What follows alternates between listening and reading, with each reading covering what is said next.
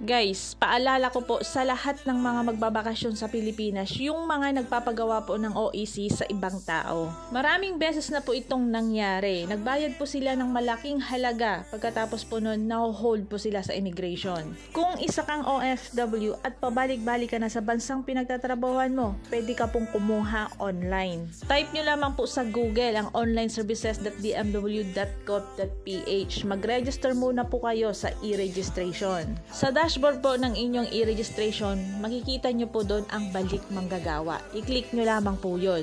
Heto naman po ay para sa lahat po ng mga first timer na magbabakasyon sa Pilipinas at yung mga visit visa ang gamit na umalis sa bansang Pilipinas at nagkaroon sila ng employer sa ibang bansa at may balak kang magbakasyon sa bansang Pilipinas. Kailangan nyo pong pumunta sa DMW para ma-update po ang inyong mga record at para makakuha po kayo ng Overseas Employment Certificate or yung tinatawag po na OEC. Iwasan nyo pong magpagawa sa mga taong hindi nyo kilala at hindi pa subok na karamihan. Baka yan pa ang magiging dahilan ng pagkakahold nyo po sa immigration. Okay lamang na magpagawa kayo sa ibang tao basta sa system ng DMW nila ito gagawin. May mga tao kasing gumagawa na edited lamang. Hindi po kami nagkulang ng paalala sa inyo. Maraming beses na po itong nangyari. Yung iba hindi naniniwala. Para sa karagdagang katanungan, comment down below lamang po. Ako nga po pala ang inyong lingkod, Joancy Fernandez.